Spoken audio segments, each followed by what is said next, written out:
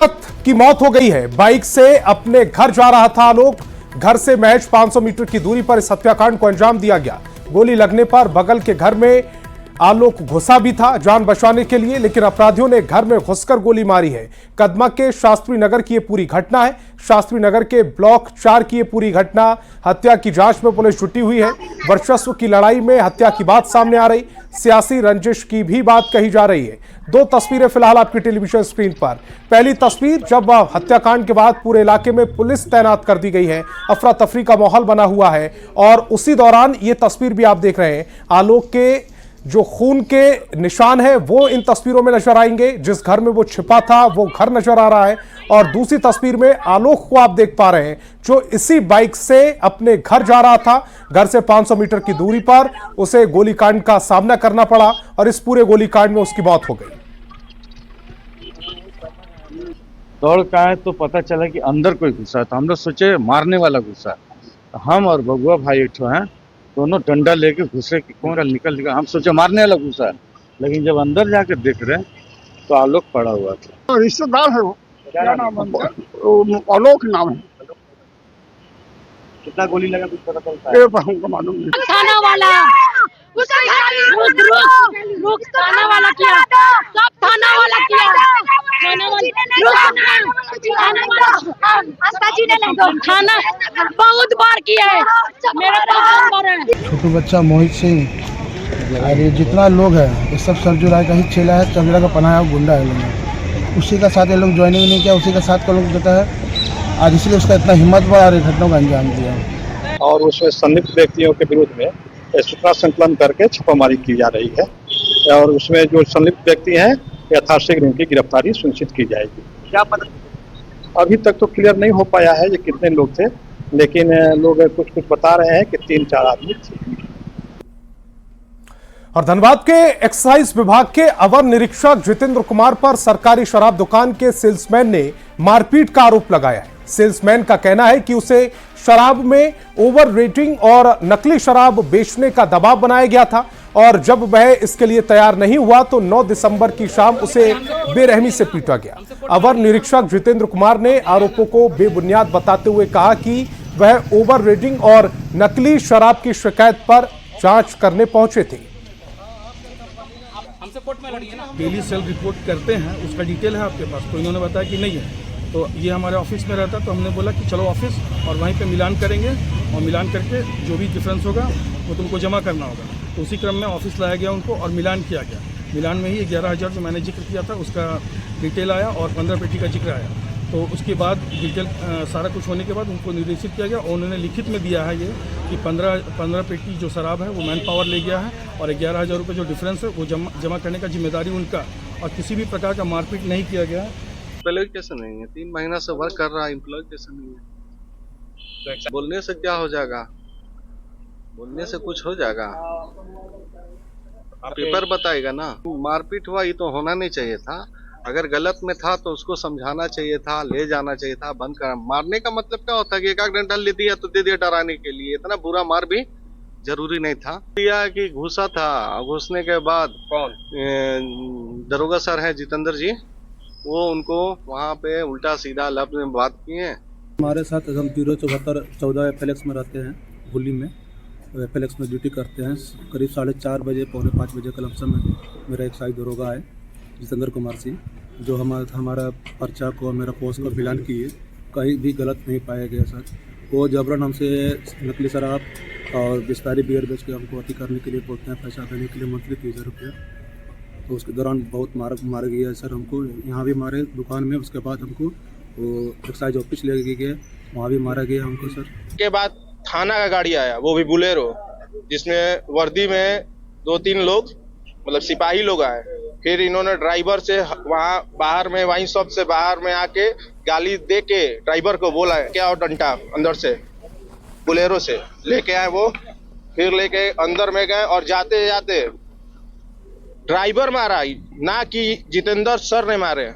बाद में पता चला कि इनका नाम जितेंद्र सर है, एक्साइज दरोगा, जो कि वर्दी में नहीं थे, जो कि उनको मारते हुए हम अपने आंखों से देखे वहां पे। अब मारने के बाद उनको बुलेरो में गाड़ी में लेके गए, और फिर थाना में ले गए, बोले कि चल तुमको आज बताते हैं थाने में। और देवघर हवाई अड्डा विवाद से जुड़ी इस वक्त की बड़ी खबर दिल्ली से। सुप्रीम कोर्ट में मामले की सुनवाई हुई। राज्य सरकार की याचिका पर यह सुनवाई हुई। याचिका पर फैसला सुरक्षित रख लिया गया है। बीजेपी सांसदों से जुड़ा यह पूरा मामला निशिकांत दुबे, मनोज तिवारी का यह मामला है। दोनों के खिलाफ एफआईआर दर्ज हुई थी। हाई कोर्ट ने एफआईआर रद्द कर दी थी। हाई कोर्ट के फैसले को चुनौती दी गई। दरअसल देवघर एयरपोर्ट से निजी विमान के उड़ान पर विवाद की यह घटना 31 अगस्त 2022 को हुई थी। इस मामले में देवघर एयरपोर्ट की सिक्योरिटी में तैनात डीएसपी सुमन अमन की शिकायत पर देवघर के कुंडा थाने में एफआईआर दर्ज कराई गई थी। इसमें भाजपा सांसद निशिकांत दुबे और मनोज तिवारी पर आरोप लगाया गया था कि उन्होंने देवघर हवाई अड्डे पर सुरक्षा नियमों का उल्लंघन किया। उन्होंने एटीएस पर शाम में निजी विमान को उड़ान भरने के लिए दबाव बनाया था। वहीं सांसद निशिकांत दुबे ने इस एफआईआर के खिलाफ झारखंड हाईकोर्ट में याचिका दायर की थी। इस पर सुनवाई के बाद 13 मार्च 2023 को हाईकोर्ट ने निशिकांत दुबे, मनोज तिवारी, कपिल मिश्रा समेत 9 लोगों के खिलाफ दर्ज एफआईआर को रद्द कर दिया था। झारखंड हाईकोर्ट के फैसले को राज्य सरकार ने सुप्रीम कोर्ट में चुनौती दी है। बड़ी खबर रांची से, जहां सदर अस्पताल में पिछले दिनों एक मरीज को बाहर करने का मामला सामने आया है। मरीज का आरोप है कि बिना इलाज पूरा किए ही डॉक्टर ने उन्हें अस्पताल से बाहर कर दिया। दरअसल पिछले दिनों अंकिता शर्मा अपने नवजात बच्चे के साथ सदर अस्पताल में भर्ती हुई थी। पति का आरोप है कि 10 दिसंबर को डिलीवरी हुई और फिर 13 दिसंबर के बाद बच्चे की तबीयत बिगड़ने लगी।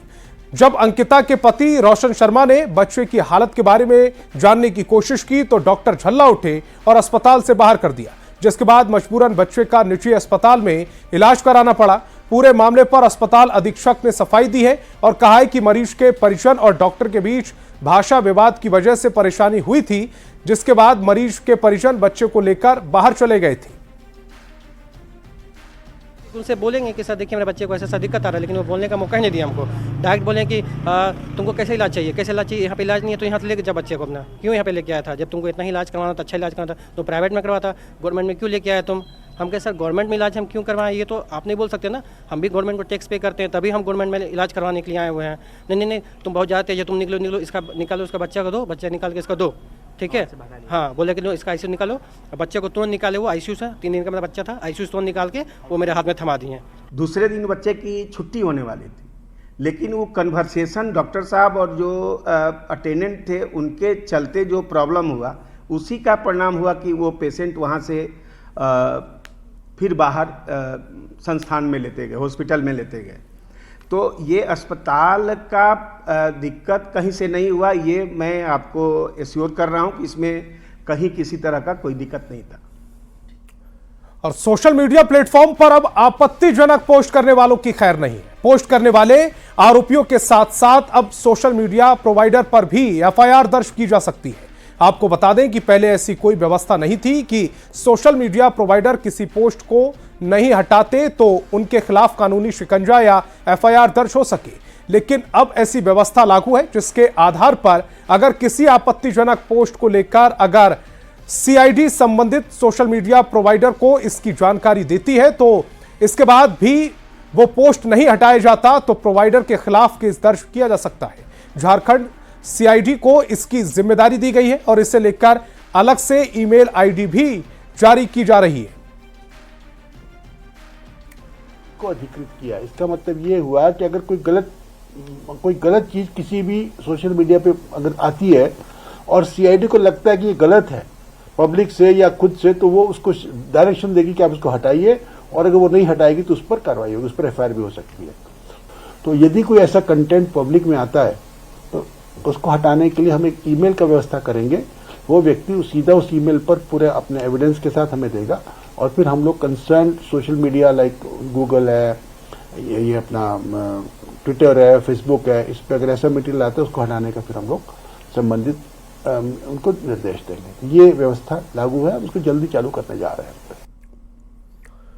और झारखंड कांग्रेस ने केंद्र सरकार के खिलाफ आज राजभवन मार्च किया। राजभवन मार्च में कांग्रेस के नेता, विधायक और मंत्री शामिल हुए। इस दौरान कांग्रेस नेताओं ने केंद्र सरकार पर जमकर निशाना साधा। कांग्रेस प्रदेश अध्यक्ष केशव महतो कमलेश ने कहा है कि मणिपुर लगातार अशांत है, लेकिन आज तक मणिपुर को बचाने के लिए ना तो प्रधानमंत्री की पहल दिखती है और ना ही गृह मंत्री की पहल दिखाई नजर आती है। उन्होंने लोकसभा में कांग्रेस सांसदों के मुद्दे को केंद्र सरकार पर अनसुना करने का आरोप भी लगाया।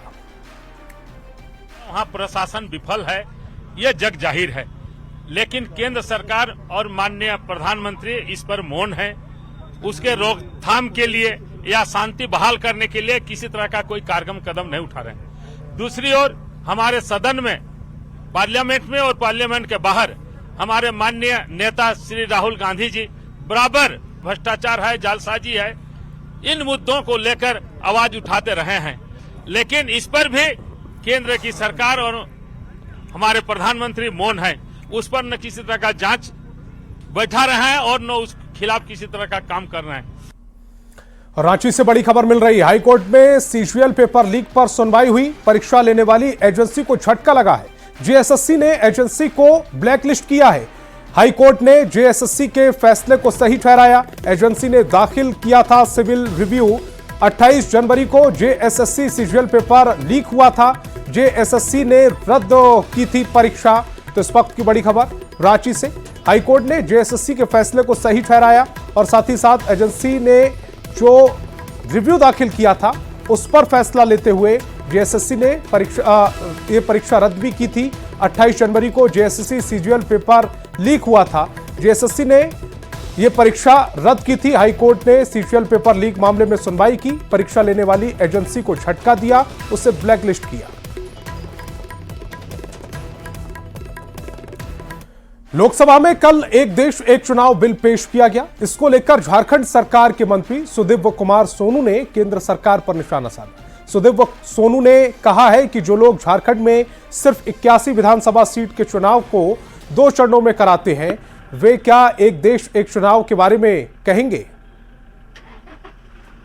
विधानसभा के झारखंड में 2 चरणों में चुनाव कराने वाले लोग अभी की 545 परिसीमन के बाद बढ़ने वाली सीटों पर एक साथ चुनाव कराने की बात करते हैं। चलिए आगे देखा जाएगा।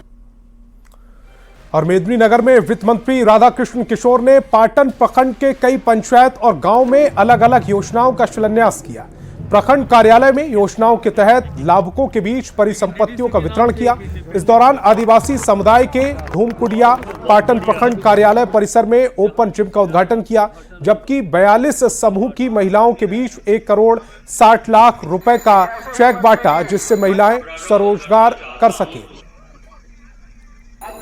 इतना खूबसूरत ये प्रखंड परिसर में भवन बना है, कॉन्फ्रेंस रूम बने हैं, लोगों के व्यायाम के लिए सुविधा उपलब्ध कराई गई है, वृक्षारोपण किया गया। उसी तरह हम अपने विधायकी और कार्यपालिका के कार्य संस्कृति को भी उतना सजाएं, उतना रूपरेखा उसको इतना सुसज्जित करें कि आम लोगों को इससे लाभ मिले। अनुसूचित जाति और जनजाति कल्याण मंत्री चमरा लिंडा का एक नया अंदाज सामने आया है। गुमला के एक स्कूल में निरीक्षण के दौरान चमरा लिंडा खुद शिक्षक की भूमिका में नजर आए और बच्चों को क्लास में अंग्रेजी पढ़ाने लगे। अब ये वीडियो सोशल मीडिया पर वायरल हो रहा है। वे आवासीय विद्यालय कदमपाठ में औचक निरीक्षण करने पहुंचे थे, जहां उन्होंने स्कूल में कमियों को दूर करने के भी निर्देश दिए हैं। और नहीं तो गलती बोल देंगे, बोल भी देंगे गलती, लिख भी देंगे गलती। और इसको जानेंगे तभी आप अच्छा से एप्लीकेशन लिख पाएंगे, जो आने वाला कल में आपको लिखना पड़ेगा। अगर आप बड़े पदाधिकारी में जाना चाहेंगे तो श्योर आपको ऐसा करना ही पड़ेगा। तो मैं खाना खाता हूं, डू आई ईट फूड है, मैं खाना नहीं खाता हूं, तो उसमें क्या लगता है, I do not eat food, ऐसा करके है, इस किताब में है। हाँ, इस किताब में है, उस पर तुम खाना खाते हो, यू ईट फूड, ऐसा है। उसी तरह से तब प्रेजेंट कंटिन्यूअस हो गया। प्रेजेंट कंटिन्यूअस में मैं खाना खा रहा हूं, तो आई एम ईटिंग फूड होता है। और उसको क्वेश्चन बनाओगे, क्या मैं खाना खा रहा हूं, तो am I eating food, उसको कैसे करते हैं वो इसमें लिखा हुआ है। केंद्र सरकार के झारखंड सरकार के बकाया राशि की मांग को खारिज कर दिए जाने के बाद राजनीति गर्मा गई। इस मामले में मुख्यमंत्री हेमंत सोरेन के बाद अब राज्य सरकार के मंत्री भी राज्य की बकाया राशि की मांग उठाने लगे हैं। शिक्षा मंत्री रामदास सोरेन ने कहा कि सर्वोच्च न्यायालय के निर्देश के अनुसार केंद्र सरकार को झारखंड का बकाया राशि जल्द दिया जाना चाहिए, जिससे कि इस राशि के उपयोग से राज्य का सर्वांगीण विकास हो सके। और राज्य के माननीय मुख्यमंत्री हेमंत सोरेन जी ने इस तरह का कदम उठाए जिससे सरकार की जो पैसा है वह जल्द से जल्द हमारी राज्य सरकार को मिले, जिससे हम इस राज्य का सर्वांगीण विकास में उस पैसा को हम उपयोग कर सकें। झारखंड में सरकार की ओर से शराब बिक्री के तय मानकों की अनदेखी की गई तो कड़ी कार्रवाई की जाएगी, ये चेतावनी दी है झारखंड के उत्पाद और मद्य निषेध मंत्री योगेंद्र प्रसाद महतो ने। उन्होंने अवैध शराब की बिक्री, एमआरपी पर शराब बिक्री, स्टॉक मेंटेन के साथ साथ मैन पावर एजेंसी के कर्मियों के लंबित वेतन भुगतान के साथ राजस्व बढ़ाने का निर्देश दिया। नए साल के मौके पर शराब की अधिक खपत होती है, इसे लेकर उत्पाद विभाग की ओर से अवैध शराब की बिक्री पर रोक लगाने के लिए भी कदम उठाए जा रहे हैं। जिला में राजस्व की प्राप्ति का जो लक्ष्य दिया गया है उसको 100% पूरा करें और पूरा ही नहीं उसके आगे जाने का प्रयास करें। अवैध शराब की बिक्री दूसरे स्टेटों से आकर के जो बिक रहा है उस पर पूर्णतः अंकुश लगाएं। राजस्व को अधिक से अधिक कैसे बढ़ाएं उस दिशा में आवश्यक पहल करें। देखिए, अवैध कारोबार के बारे में इंटेलिजेंस इनपुट हम लोग को जो मिल रहा है, हम लोग उस पर सख्त निगाह रखे हैं, क्योंकि इलेक्शन पीरियड में भी हम लोग कंटिन्यूअस बॉर्डर में हम लोग का जो नाका लगा हुआ था और थ्रू आउट हम लोग चेकिंग कर रहे थे, उसी कड़ाई के साथ अभी हम लोग काम करेंगे और जहां भी इस तरह की खबर मिलेगी काफी सख्त कार्रवाई करेंगे हम लोग।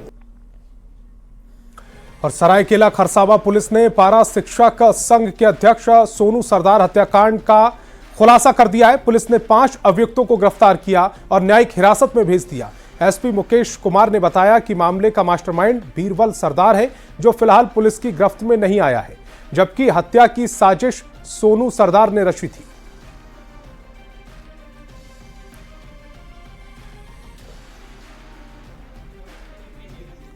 करते हुए घटना में संलिप्त 5 अपराध कर्मियों को गिरफ्तार किया गया है और साथ ही इनकी निशानदेही के आधार पर घटना में प्रयुक्त एक लोडेड पिस्टल 7.65 mm का 4 जिंदा गोली, पिस्टल का एक खाली मैगजीन, घटना में प्रयुक्त लोडेड देसी कट्टा का जिंदा गोली और घटना में प्रयुक्त 3 वाहन को भी बरामद किया गया। इस घटना में 2 अन्य अपराध कर्मियों को भी संलिप्तता है, जिसकी छापामारी हेतु छापेमारी दल के द्वारा भी छापामारी की जा रही है। और दुमका में सिद्धो कान्हो मुर्मू यूनिवर्सिटी के शिक्षकेतर कर्मचारियों ने हड़ताल कर यूनिवर्सिटी के गेट पर तालाबंदी कर दी। कर्मचारियों के आंदोलन को देखते हुए वीसी और कुल सचिव ने उनसे बात की, जिसमें कर्मचारियों ने 7वें वेतन की मांग रखी। कर्मचारी 20 दिन से आंदोलन कर रहे हैं। विश्वविद्यालय प्रशासन ने भरोसा दिलाया है कि कर्मचारियों की मांगों से राजभवन और सरकार को अवगत करा दिया गया है। मिल करके निर्णय लेना है, चूंकि वेतन किसी एक आदमी का नहीं कटा है, वेतन सारे लोगों का कम हुआ है। सारे लोग अल्प वेतन भोगी हैं, सारे लोग आज के डेट में 6ठे वेतन में वेतन प्राप्त करने पर मजबूर हो गए हैं। इसलिए विश्वविद्यालय प्रशासन ने जो हमें आश्वासन दिया कि आप हमारा वेतन निर्धारण का कागजात को तैयार कर राज्य सरकार को भेजने के लिए और हड़ताल को समाप्त करने का जो उनका एक आया कि हड़ताल को समाप्त कर दिया जाए, इस पर हम लोग सब लोग मिलकर के निर्णय लेंगे, उसके बाद ही आगे की बात की जाए। आज अभी कोई फाइनल नहीं। तो इस बुलेटिन में फिलहाल इतना।